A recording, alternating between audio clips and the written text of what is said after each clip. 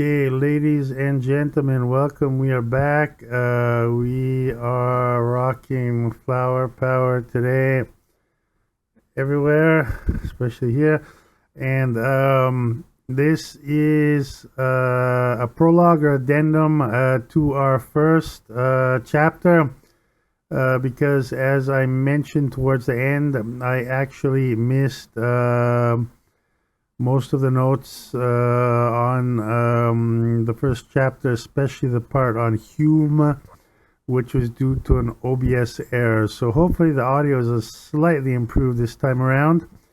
We should be getting a new microphone in the next few days, and hopefully we'll get our audio fixed up. And before I go forward or backwards, today we are the 7th of August 2003.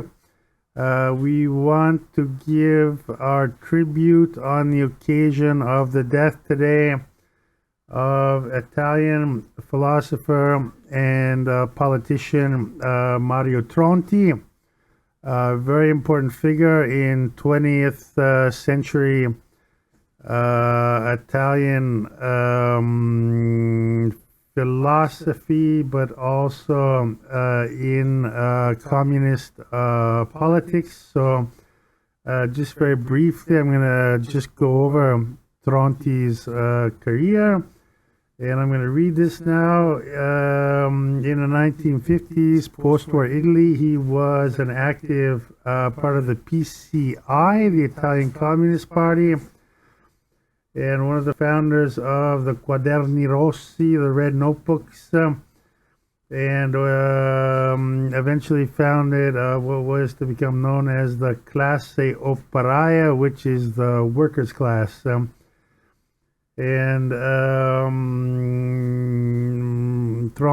was a very radical exponent of operaismo, which means of the working class, and autonomous Marxism, and he was always challenging the traditional movements and organizations of the workers' movement in Italy, and was always looking to go directly without intermediaries to the working class itself and the struggles they had in their factories. So Tronti was very heavily influenced by, obviously, Antonio Gramsci. He revised Marxism, and he was very interested in proposing a modern analysis of class relations, and above all, refocus attention of the subjective factor, claiming the central political role of the working class. So very quickly, let's just take a look at the definition of operaismo, workerism in English. It is a political theory that emphasizes the importance or glorifies the working class. It was of particular significance in Italian left-wing politics. A few of the essential points of operaismo was that it built on Marx's claim that capital reacts to the struggles of the working class. The working class is active and capital reactive. So actually here we get an interesting link to Deleuze's early readings of Marx, where the operaio, or the worker, is under capitalism, is defined as an abstract being, which can be actualized in any number of ways, but the worker, the abstract worker, is always kind of in a state of becoming. Second point, technological development. Where there are strikes, machines will follow. It will be possible to write a whole history of the inventions made since 1830 for the sole purpose of providing capital with weapons against working class revolt. I'm going to leave that as it is, but that in itself is an extremely interesting, rich statement. Where there are strikes, machines, meaning by Tronti, technological machines, will follow worker strikes. And I repeat, that is a very rich statement. Going on, political development. The factory legislation in England was a response to the working class struggle over the length of the working day.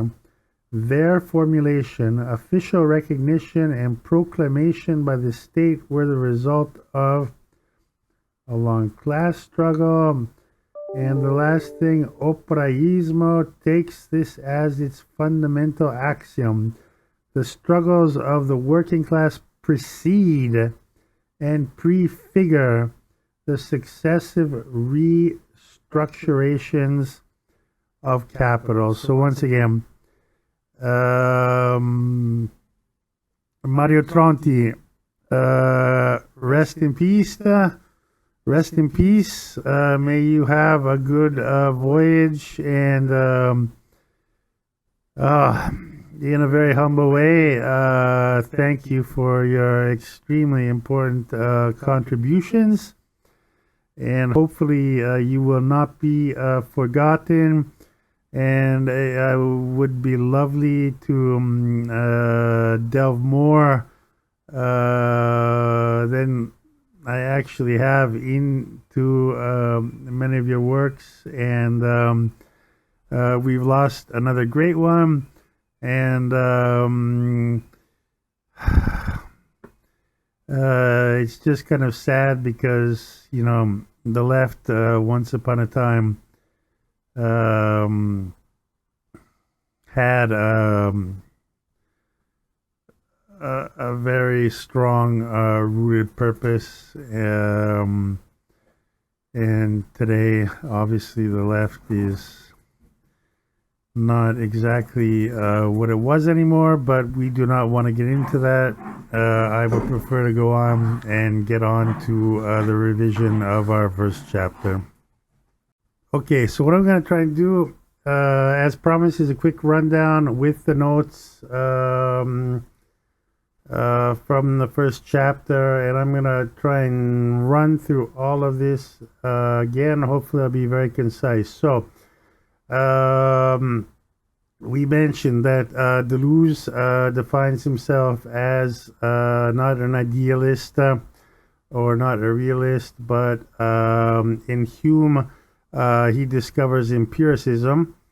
And Deleuze famously says that I'm an empiricist that is a pluralist, you know.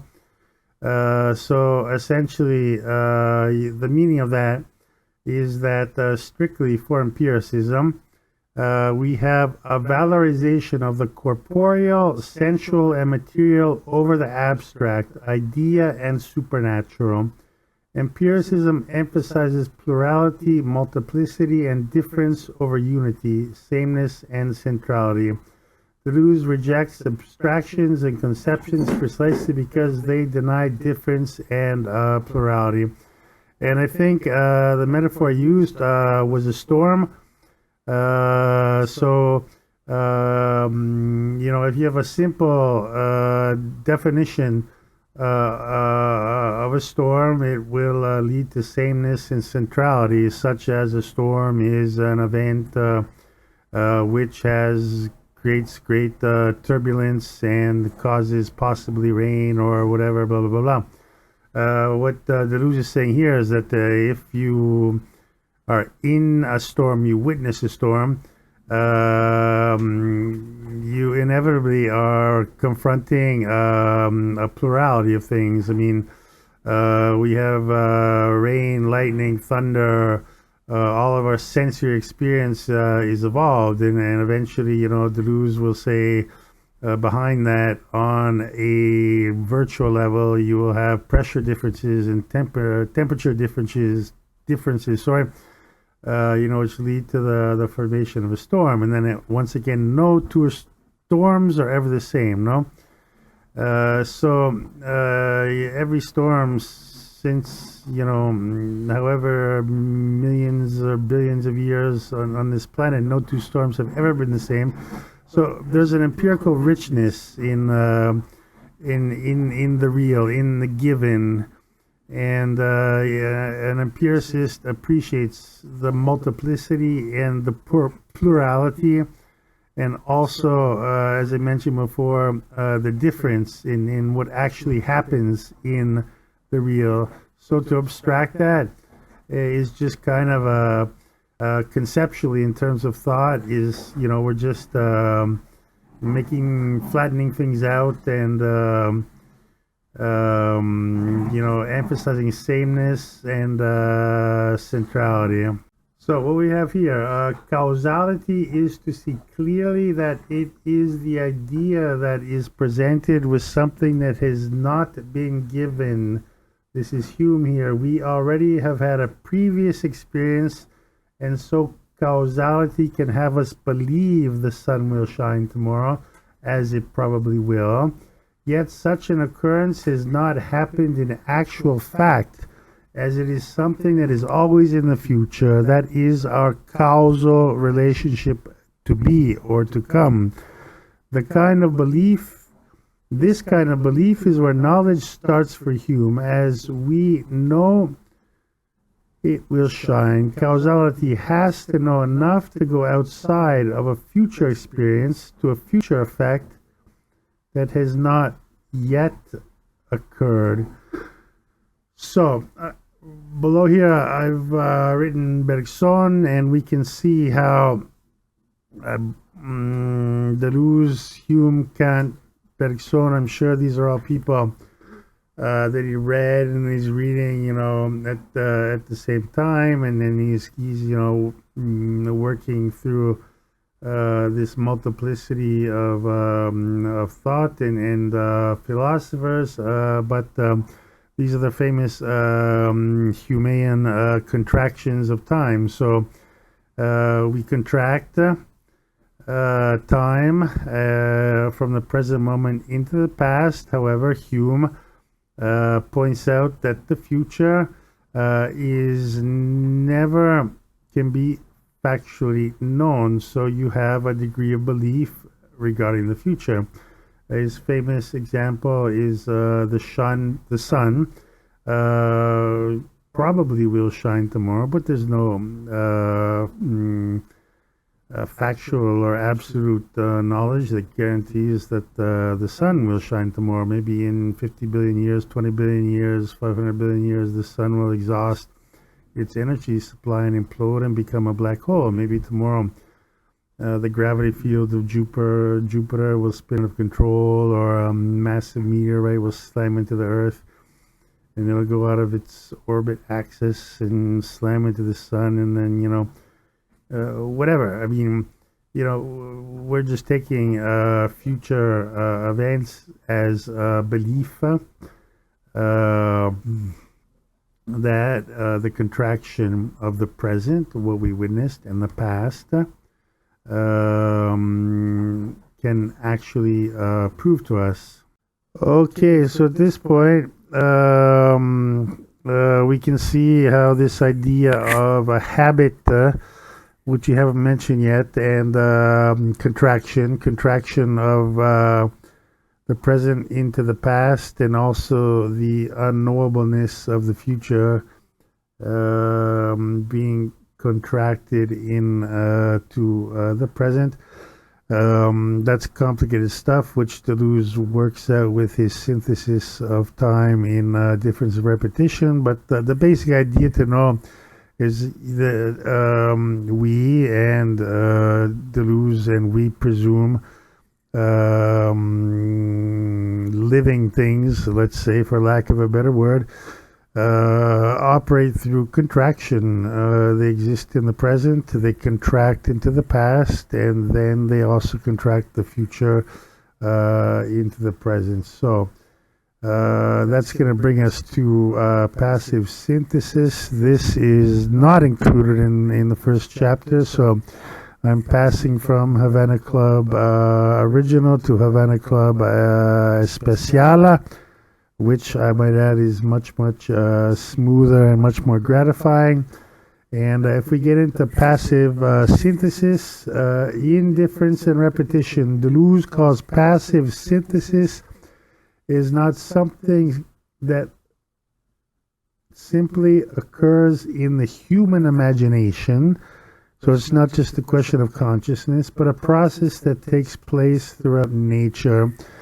And here I'll have to briefly mention in the first chapter, we said that Deleuze is not a realist, and that holds true. He is not an idealist, and that holds true. However, as we'll see in a little bit coming up to Kant, that Deleuze does hold that with a correct, for lack of a better word, genetic condition for thought may, to a certain extent, be imminent and may be able, to a certain degree, grasp the real in itself. So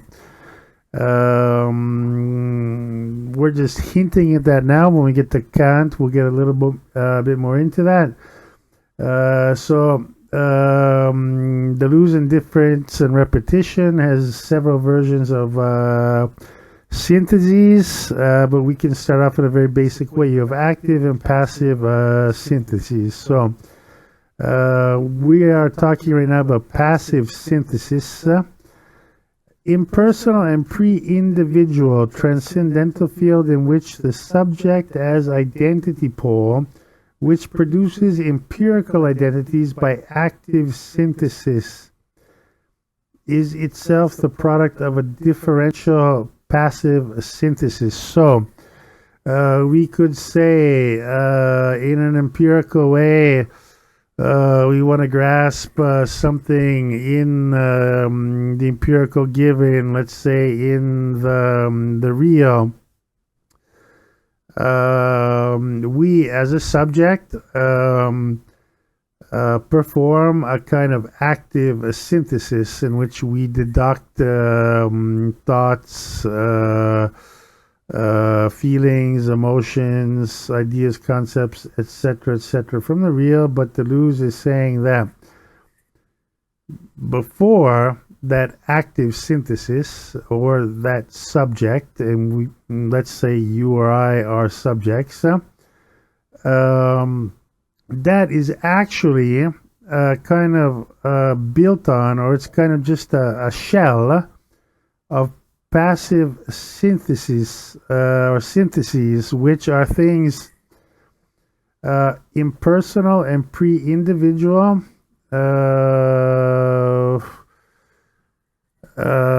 which form the subject in itself. So we'll explain this a little bit better moving on.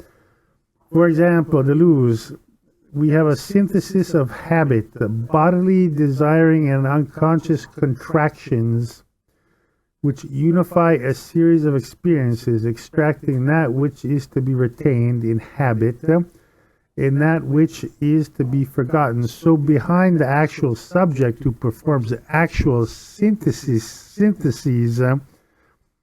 on what he has before him, behind that there is a passive synthesis mechanism which is not necessarily governed by the subject itself, which is making a series of unconscious and impersonal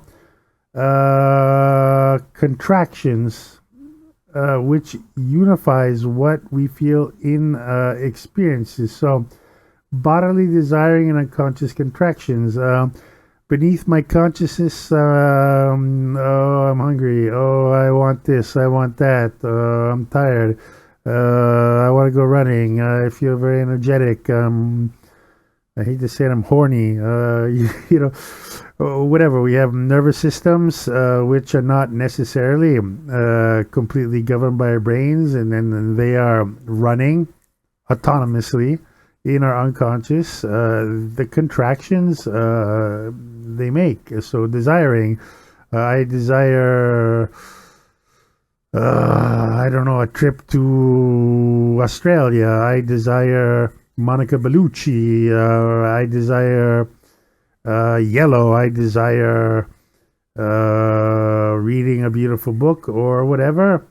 You know, these are a series of things which are not necessarily governed by reason and by our mind. And Deleuze gives us another example eventually regarding Hume. What we call wheat is a contraction of the earth and humidity. And this contraction is both a contemplation and the auto-satisfaction of that contemplation. What organism is not made of elements and cases of repetition, of contemplated and contracted water, nitrogen, carbon, chlorides, and sulfates, thereby intertwining all of the habits of which it is composed? So this is very self-explanatory, and what's interesting here is Deleuze is taking a step towards, but not entirely, to a certain form or degree of realism. Deleuze is saying that humans have passive syntheses which are not governed by the principles of reason, that are in flux, which just happen and change continually, but we are always constantly contracting our bodily needs, our desires, etc. And in the same way, wheat, a field of wheat, a stem of wheat, is doing something not identical, but it is very similar in the fact that wheat is contracting, contemplating water, nitrogen, carbon, chlorides, and sulfates, and that's its habit. Every day it's undergoing photosynthesis, and it's contracting water, and it's contracting nitrogen and carbon from the air, and sulfates from the soil, etc., etc. So you could sum it up saying living beings, first and foremost, before we talk about active synthesis and subjects, all living beings are undergoing this process of contraction, in which we all contract, which we must contract. Human beings also contract oxygen, carbon, maybe some hydrogen.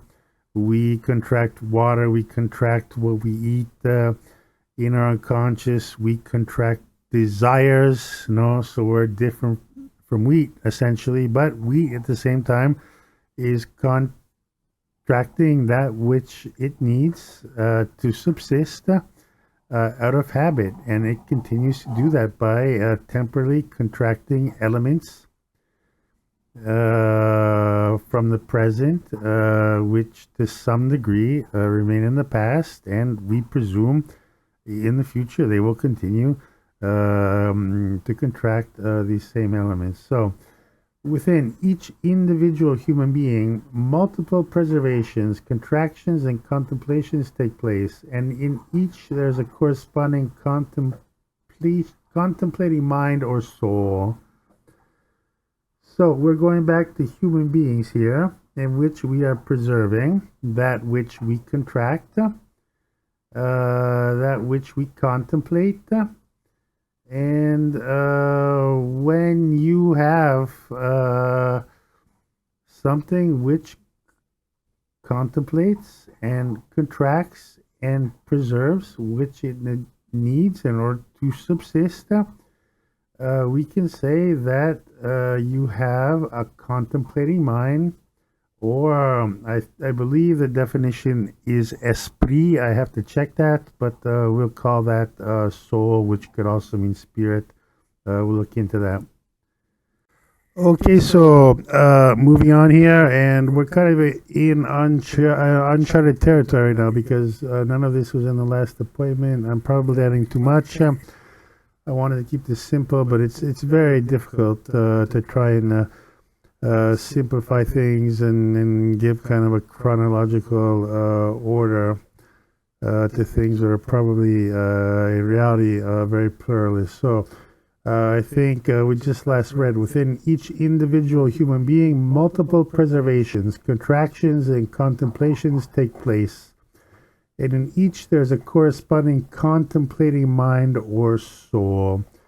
So contractions, these are temporal contractions from the real, the empirical field, and whatever is contracting, including human beings, has a contemplating mind or soul. Whether it is through acting that we acquire habits, or whether, on the contrary, is it through contemplating. So we're going to get into contemplating in a second, because that's something that I think needs to be a bit better defined. So we have here, psychology regards it as established that the self cannot contemplate itself, meaning a subject or consciousness cannot contemplate itself. But this, however, is not the question. The question is whether or not the self is a contemplation, whether it is not in itself a contemplation, and whether we can learn, form behavior, and form ourselves other than through contemplation. So, before we get into contemplation itself, we have habit draws something new from repetition, namely difference. In essence, habit is contraction. So we know, according to Hume and Deleuze, we are contracting from the real, the empirical given, in also in terms of consciousness. We are contracting. This is obviously an act of repetition. But at the same time, this is obviously at the same time difference as well. So habit is contraction, but at the same time habit is difference, because we know that in nothing repeats itself identically in the empirical given. So, you know, the real is not pure sameness. It repeats, but it is never the same. So we have both difference and repetition. So let's take a quick look at a very simple definition of contemplation, which kind of matches up with Deleuze. Contemplation is a practice in which we direct our mind to think and understand from a deep dimension of our being. What distinguishes it from ordinary thinking and understanding is not what we think, but which aspect of ourself is doing the thinking. So this very basic definition of contemplation in itself actually works quite well with Deleuze, and there are many phrases from him which align with this. And that the idea is it's contemplation is something subconscious, or something pre-existing, or something underneath our actual conscious thought. So it's something which we could say contemplation is very similar to passive synthesis. And I'm just going to give you some brief historical examples. We have, in a religious context, the practice of contemplation seeks a direct awareness of the divine, which transcends the intellect, often in accordance with prayer or meditation. So, not of direct interest to us, this definition, but still, it reinforces the point. This is not direct use of faculties of reason. It is something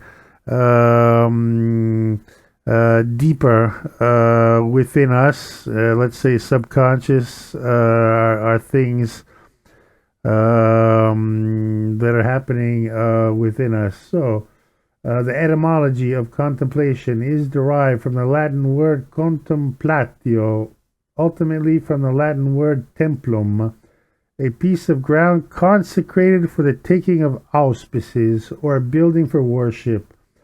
The later either derives from the Proto-Indo-European root lem, to cut, a notion of place reserved or cut out, or from the root tempa, to stretch a string, thus referring to a cleared, measured space in front of an altar.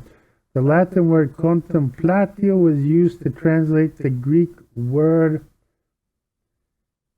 theoria. In Greek philosophy, contemplation was an important part of the philosophy of Plato. Plato thought that through contemplation, the soul may ascend to knowledge of the form of the good or other divine forms. So for Plato, who posits his concept of the idea as being transcendent beyond the real in another world, Plato says that you can access this divine, perfect realm of knowledge beyond the world to a certain degree through contemplation, which we could also call meditation. Going on, Plotinus, as a Neoplatonic philosopher, also expressed contemplation as the most critical of components for one to reach the henosis. To Plotinus, the highest contemplation was to experience the vision of God, the monad, or the one. Plotinus describes this experience is his work in the Enneads. According to his student Porphyry, Plotinus stated that he had this experience of God 4 times. Not bad. I'm still waiting for my first time, but good for you, Plotinus. You are much more of a man than I am. Plotinus wrote about his experience in Ennead 6.9, and then we go on to Judaism, Christianity, etc., etc. But once again, we can kind of pair contemplation with passive synthesis in Deleuze, and this is a kind of thought or processes of thought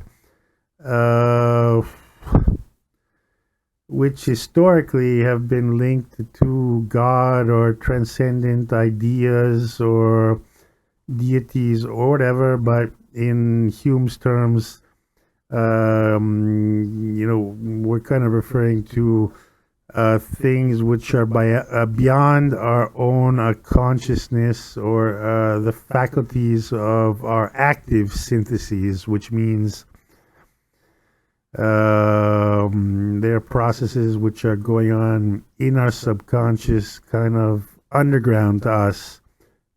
And Deleuze is saying that these are kind of this contemplation is what actually constitutes the subject itself. So we go on. Reality, before it has been objectified, has not been shaped by psychological structures and mechanisms. So once again, contemplation is referring to non-objectified, non-structured mechanisms that govern our active syntheses. And once again, I just want, before we move on from this, and I think we'll get into Kant right away, is that remember that Deleuze is saying that following Hume, that we as subjects are more a product of our contemplations and contractions, which are passive synthesis, and therefore things which are I don't know, underneath our active syntheses, underneath our apparent intelligence, our forms of recognition, our forms of active engagement and active thought, that under all that there's a whole other world of passive things going on and contractions, which we may or may not be able to control to a certain extent. So at the same time, we also have to take into account that Deleuze states that wheat contemplates, and as we read before, wheat contracts on a biological level. Wheat contemplates, so evidently that means that wheat has in a speculative manner, wheat has a soul, essentially, and this is something which is moving way forward, but in Deleuze's last book with Pierre Félix Guattari, they posit the idea of micro brains, which a lot of people have talked about, and essentially this already comes from Hume, and they're saying that living organisms that are contracting and contemplating have what they call micro brains, so not as and we can't work through representation. They may not have a brain like the organ. Well, I don't have it, but the organ most normal human people have up here, but they have some form of intelligence is a bad word, but they have some form of consciousness is also not the best word in the world, but they have what Deleuze and Pierre Félix Guattari in the late 80s and what his philosophy will call microbrains. Meaning they have some form of, okay, I'll use the word consciousness, that's debatable, but a lot of this later stuff, we can see the foundations coming from Deleuze's earlier confrontation with Hume, an extraordinary philosopher in itself. So on to Kant now. Okay, so we're gonna we have a decent microphone actually found right now, so maybe something at least will be audible in this entire podcast. And leading off, what we have is kind of this empiricist vision in the wake of Hume. We have passive synthesis occurring within the sensible given, the real, the cosmos, the big molecule, the earth, etc., etc. And we have living beings which are in a state of passive synthesis, which is on different level than active synthesis, and these are passive processes of contraction, both biological and, in the case of certain beings, subconscious, we can call them. We could make a parallel between the consciousness and active synthesis, and the subconscious passive synthesis. And Deleuze is always eager to point out that quite often we discover that our passive synthesis are playing quite often a much bigger role than we acknowledge. And lastly, that rather speculatively at this point, Deleuze is saying that these living beings, be it wheat or grass or trees or whatever, possess a soul. Okay, so here we're going to jump into Kant and take a second step forward, and we're going to move from empiricism into transcendental empiricism. And Deleuze, Kant was one of the first to use the term transcendental in his works, and Deleuze did indeed define himself as a transcendental empiricist, which due to the similarity of the word transcendent, often confuses people, and they kind of see it as being contradictory. But what we have to understand is transcendental empiricism. It concerns the genetic conditions for comprehending the real. So Kant quite famously discovers or invents the faculties of the mind. And Kant is saying that these are transcendental faculties, meaning they're not transcendent. They are simply the conditions by which our minds process the empirical given. So we're going to look very quickly at transcendence, or the transcendent, and obviously Deleuze, as Spinoza before him, sought out during his entire life to root out all transcendence from thought whatsoever. So Deleuze was the enemy of transcendence, and Deleuze will later define Spinoza as the Christ of philosophers, because Spinoza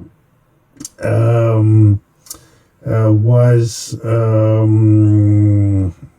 during the 17th century one of the first philosophers who was also rooting out transcendence and moving thought towards a concept of immanence. So starting later on, we'll have with other philosophers or phenomenologists, or Hegel, for example, kind of be a mix of transcendentalism, the transcendent, and also the immanent. So, for example, Hegel would go on to say spirit is immanent to history, and Deleuze's obvious critique is, what is spirit? I mean, spirit is a transcendent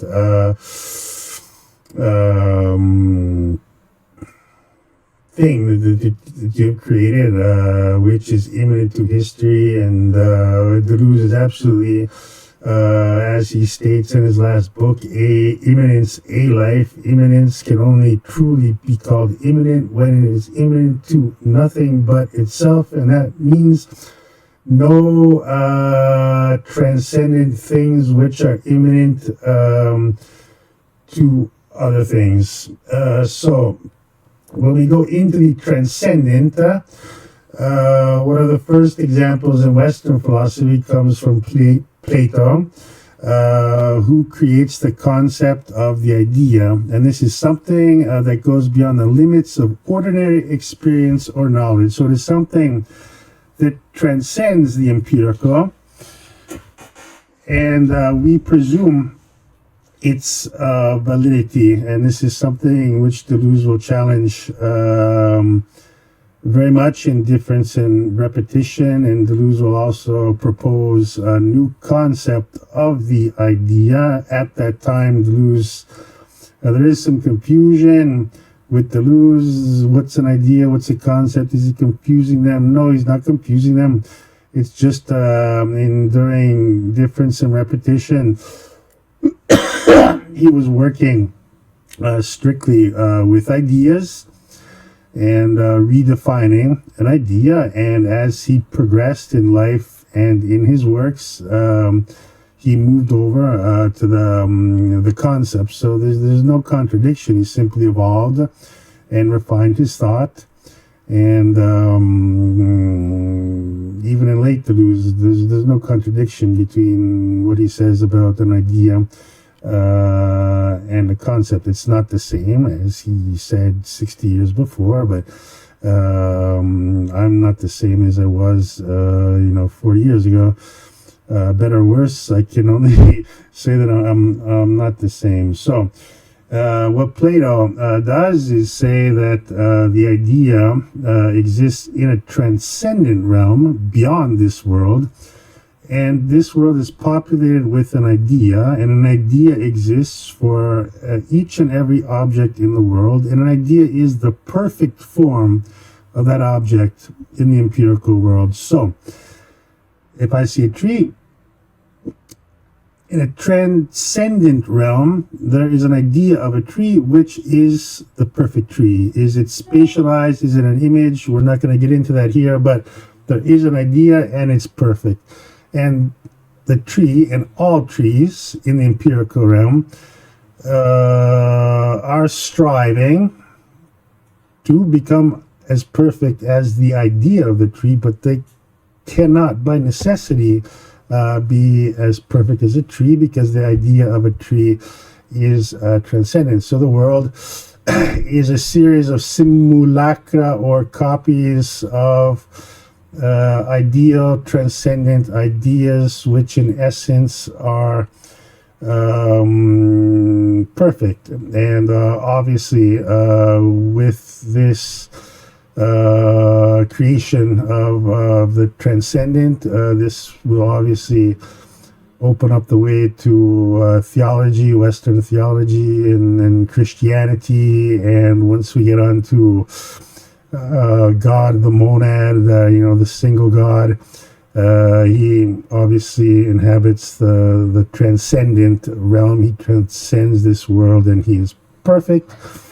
And eventually we'll go to a transcendent place, good or bad, when we pass away. So that is in stark contrast to the transcendental, which is that which makes experience possible. So quickly, I think I used Paul Cézanne, the painter, as a good example. Cézanne, his entire life, wished for one thing and one thing alone, and that was to have the eyes of a newborn child, because the newborn child, has no developed faculties of representation, identity, sameness, etc., etc. A newborn child with his eyes is just witnessing this chaotic, iridescent, luminescent field. He's perceiving, like, almost imminently everything he sees, and then he has no means of representation, of repetition, of sameness. So if he sees a flower, it's this marvelously luminous, colorful thing. Or if he sees a concrete building, it's just this big gray mass of shimmering atoms, etc., etc. And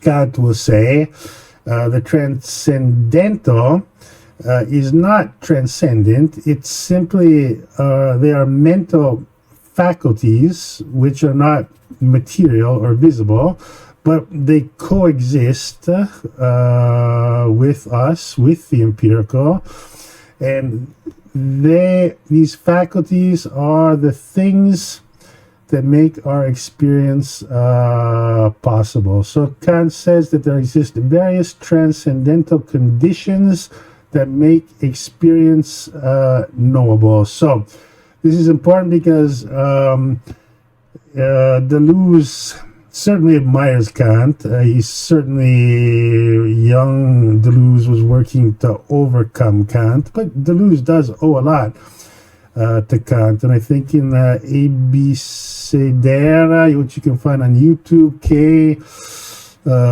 should be dedicated to Kant and this, tremendous machinery of judgment, this incredible, like, Kafkaesque castle that Kant built was quite extraordinary.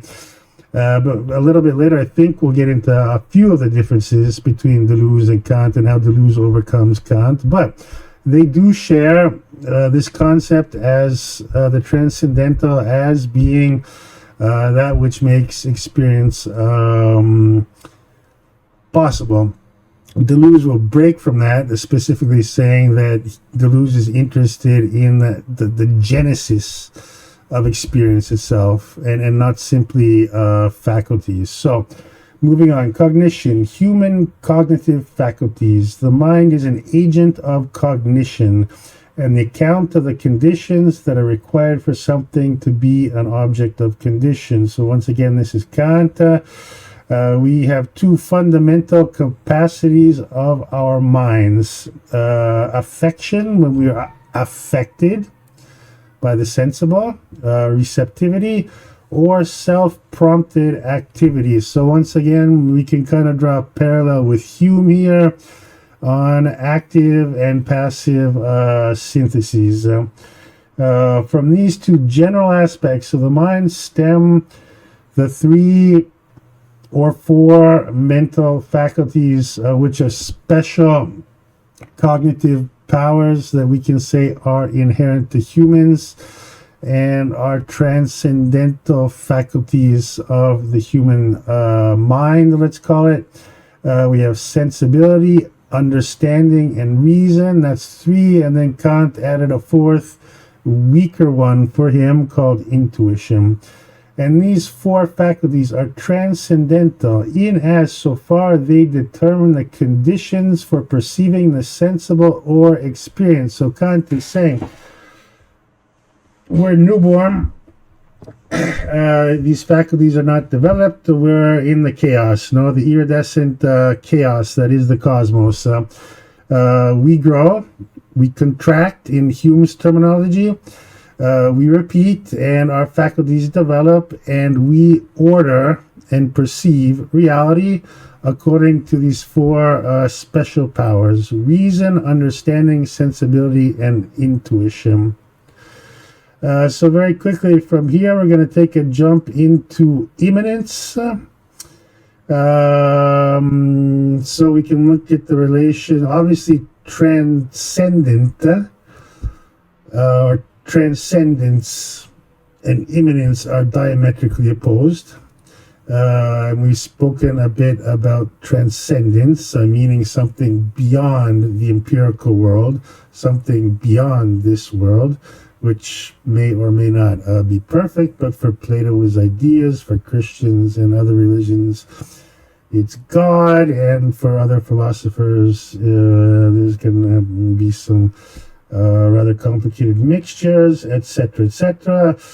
Spinoza was as close to pure immanence as anyone had ever gone up until that point.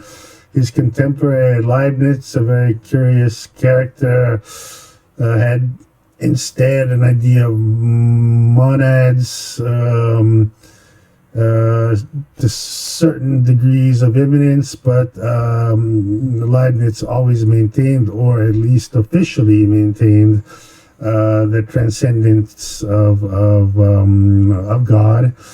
We presume that to be true. Leibniz was a curious character who worked for the royal family at that time in Germany, and obviously certain things he had to keep hush hush. He famously met Spinoza, and then said he didn't meet Spinoza because meeting Spinoza in those times was actually a very dangerous thing. So we have kind of a pure transcendence, which is Plato. No, everything's perfect on another plane of existence. Spinoza, everything is immanence. No, it's the sensible is God. Deus sive natura. When I speak of God, I mean nature. When I mean nature, I speak of God. So putting God and nature on the same plane is kind of an extremely simple, yet at the same time radical thesis by Spinoza. Immanence, going on to define immanence, the state of being inherent or exclusively existing within something. This comes from the Latin in manere, to remain, manere, in something. No, think about plant seed. It's just this little seed, but whatever it's going to become, could become a 10-meter high tree. It's all in there. No, the seed's got all it needs. Throw it on the earth, and that baby starts contracting. Grows a soul, and then becomes something which does not resemble at all its once being seed. Another famous example regarding Simondon with Deleuze is the egg, of course. The egg doesn't resemble the chicken it will become in any way, shape, or form, but the egg has everything in it. Immanere. God is not making that chicken.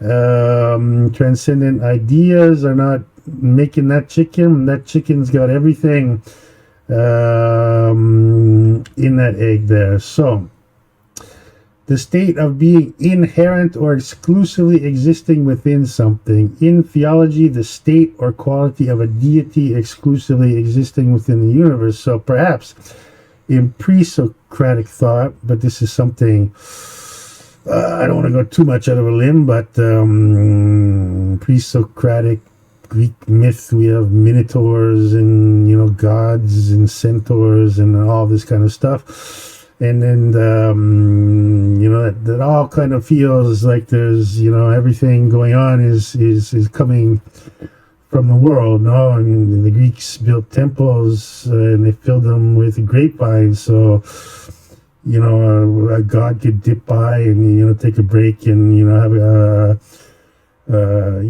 good glass of wine and move on. So Greece, pre-Socratic Greece, at least partially, there was the belief that the gods inhabit this world and strange and wonderful creatures, but yes, they are figments of the imagination in the sense that,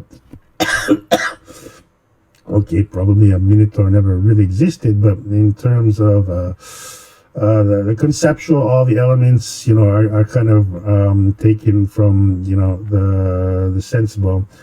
So Kant will pick up on this, and immanent principles are those whose application is confined within the limits of possible experience. So Kant is saying everything that regards the empirical or the sensible field can be considered immanence, and we could add that anything outside of the limits of possible experience, I know possible is an important word here, we're going to skip over that right now, anything outside of that is transcendent.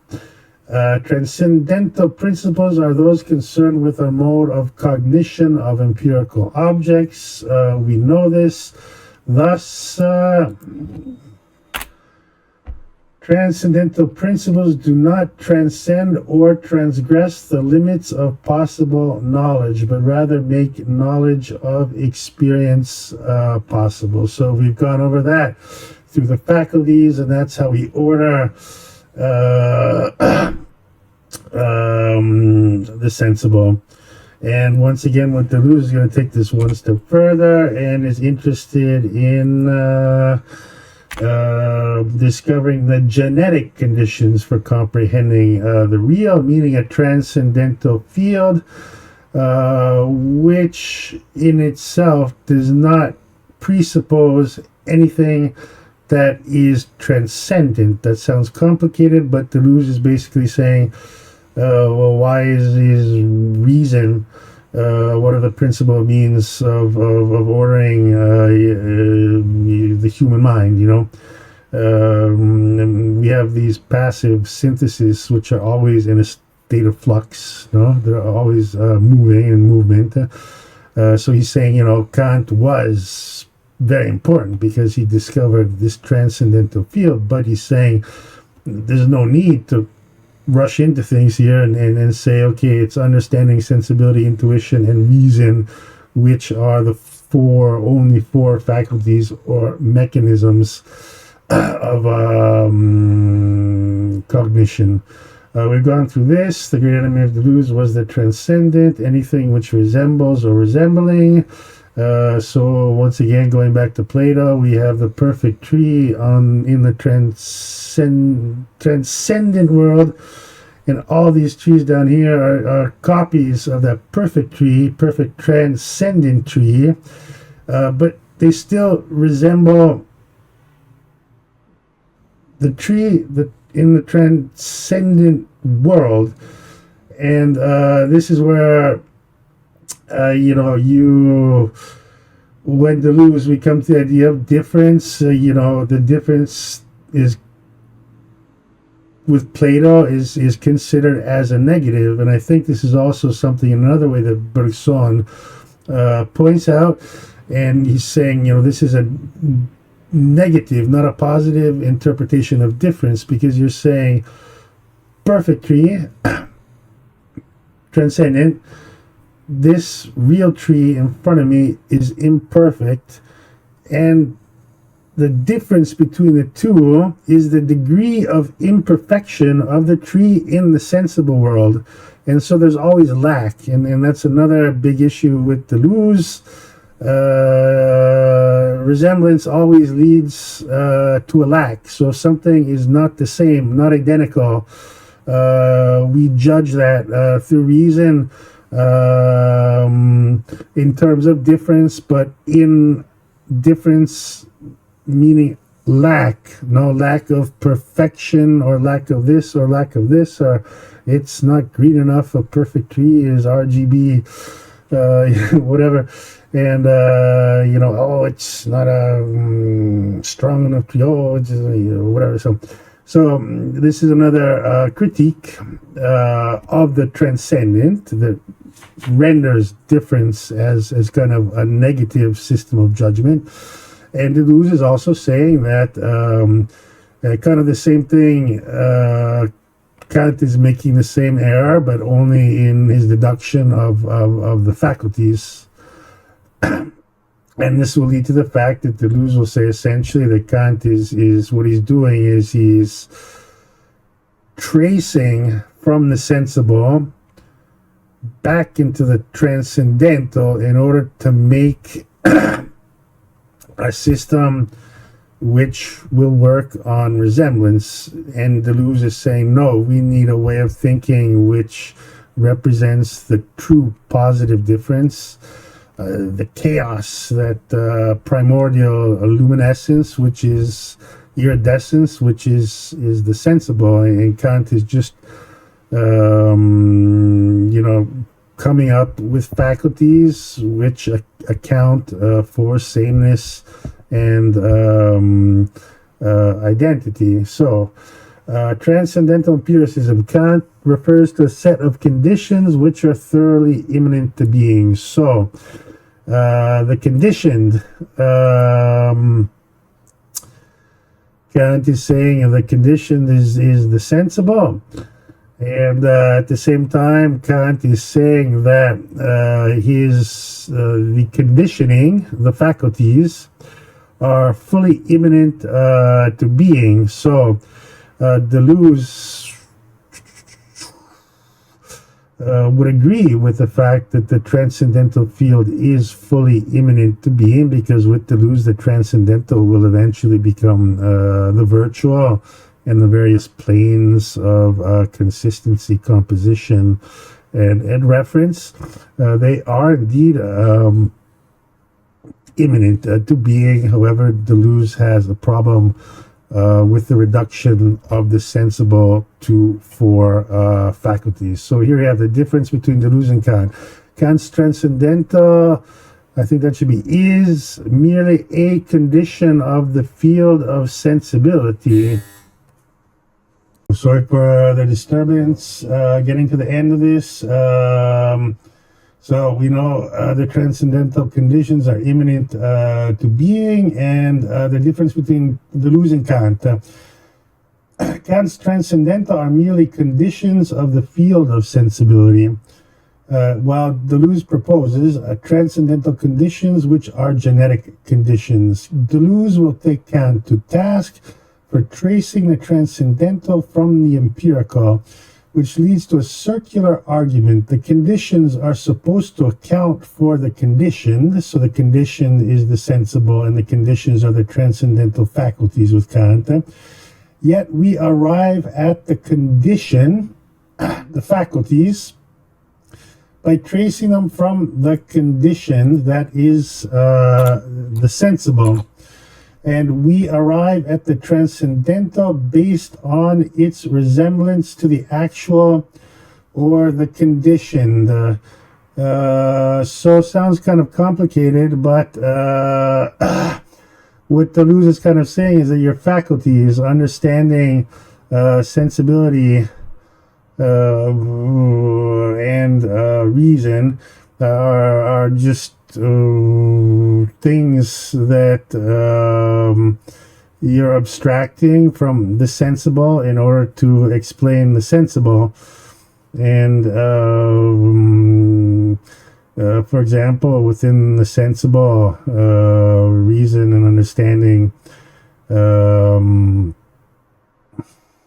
intuition and whatnot do not exist as they do for, as Kant would say, for human beings. So Deleuze is saying basically you're creating up a system to account for resemblance, identity, sameness, and you've created a series of faculties which basically were what's the correct word, kind of, you know, like you already knew that you had to end up with that you have to go further and you have to go deeper into the sensible. The faculties are just kind of a way of you know, explaining the sensible, but they're traced from the sensible. So once again, the faculties are kind of created by Kant, and Deleuze has issues with the validity of those four faculties as being the basis of a system of cognition which can account for the difference of the sensible.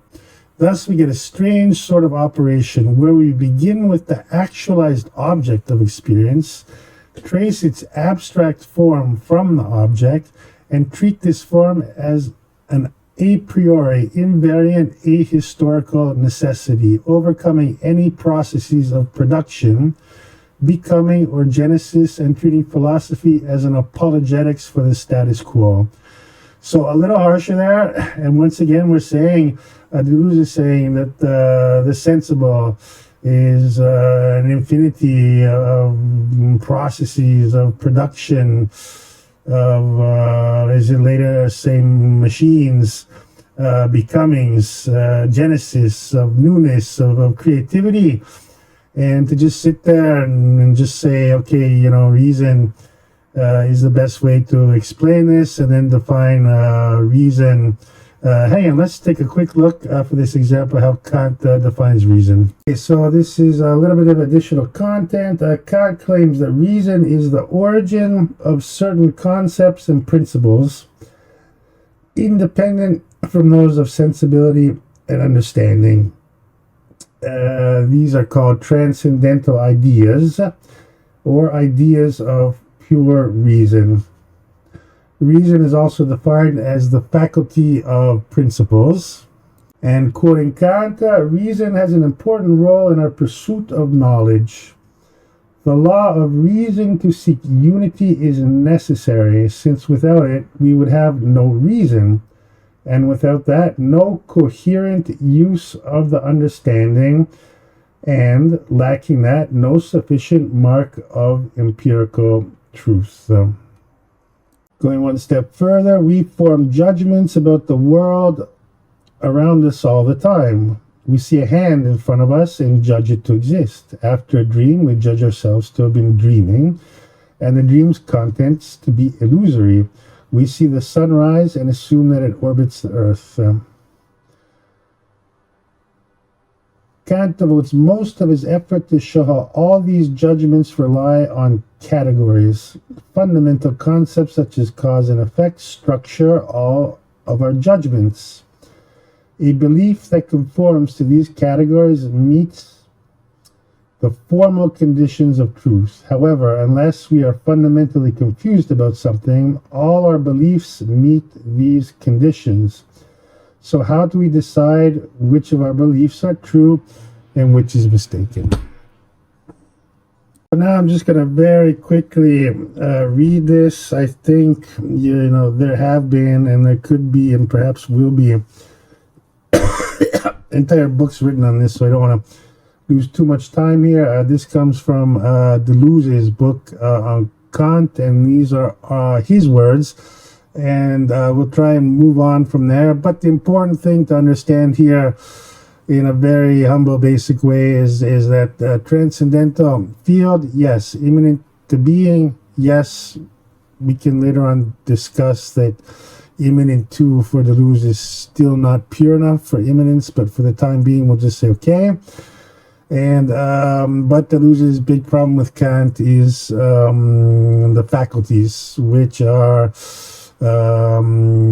just kind of a way to circular argument, he's saying Kant has determined these faculties, tracing them out of the sensible as a way of explaining the sensible, and Deleuze's genetic concept of the transcendental field is obviously one that cannot be based on identity, sameness, or resemblance. So this is, so for me, kind of difficult, but I'm just going to read it really quickly so we just get the idea, the gist of Deleuze here, and then we'll move on. So this is Reason According to Kant by Gilles Deleuze. Kant defines philosophy as the science of the relation of all knowledge to the essential ends of human reason, or as the love which the reasonable being has for the supreme ends of human reason. The supreme ends of reason form the system of culture. In these definitions, we can already identify a struggle on two fronts: against empiricism and against dogmatic rationalism. In the case of empiricism, reason is not, strictly speaking, a faculty of ends. These are referred back to a basic affectivity, to a nature capable of positing them. Reason's defining characteristic is rather a particular way of realizing the ends shared by man and animals. So we can also see a point of contention here in which, Kant is basically attempting to explain the conditions of experience for the sensible, presuming that man and animal are the only beings capable of actually having any cognitive capacity. Reason is the faculty of organizing indirect, oblique means. Culture is a trick, calculation, detour. No doubt the original means react on the ends and transform them, but in the last analysis, in the ends are always those of nature. So here we have a trick, a calculation, a detour, and the original means, and I believe we're talking about the conditioning here. The faculties react on the ends and transform them, meaning they react on the sensible and transform them, attempt to transform them. But in the end, the last analysis, and we can kind of call this a pure empiricism, the ends are always those of nature. So reason, at least from Kant for Deleuze, is a trick, an oblique detour. Against empiricism, Kant affirms that there are ends proper to culture, ends proper to reason. Indeed, only the cultural ends of reason can be described as absolutely final. The final end is not an end which nature would be competent to realize or produce in terms of its idea, because it is one that is unconditioned. So very interesting stuff here. Kant is saying that the sensible is unconditioned, and that nature alone is not competent. It is not capable of producing an idea such as man, and we presume, according to Kant, certain animals are capable of doing. So you can, if you look at Kant, it's kind of like that savage bastard empirical field. No, we superior men, we only we can create the ends. Nature is not capable. The final end, nature by itself is not capable. Only the implicit reason in culture can be described as absolutely final. So without getting into any more detail here, I think that pretty clearly shows a little bit where, in the 17th century, it's different times, but you can kind of get a grasp on where Kant is coming from, and you can kind of get a grasp on why Deleuze finds that way of thinking about the transcendental field is being quite incorrect. So going back here, we should be getting close to the end. Only a genetic account of the relation between the transcendental and the field of material being can break out of this vicious circle. So this is Deleuze's case. In this connection, the transcendental will share no resemblance to individual entities. So for Deleuze, the transcendental field cannot be traced from the empirical, and there's no reason it should resemble anything that we perceive according to our senses in the empirical. The transcendental, as we mentioned before, the virtual, unlike Kant's transcendence, does not resemble the actual, but instead is a set of genetic potentials that produces something entirely new in the course of being actualized. We've talked a lot, probably too much about storms here, but there have been a lot of analyses on a transcendental plane. Storm could be explained by the movement, the becoming, or the relations of certain singularities, such as thermal differences in space, differences of pressure, ground temperature, humidity, precipitation, etc., etc. Those are all what many call singular points, which, like Kant's transcendental, are not visible or material, but they do exist. There is, pressure is variable, but there are certain points where you have massive pressure drops. We're just talking about air temperature here, not necessarily the sea, where it's clear that millions of tons of cubic water will cause massive pressure differences. But that's kind of example to show how a transcendental field does not have to be traced from what we actually witness when we see a storm, and it does not need to resemble it in any way. Those are singular points. In their relations hit like a critical value, then a storm is triggered. So this is also, we have the differential, the virtual idea of a hurricane. And this is what I was just saying. I'll repeat it again.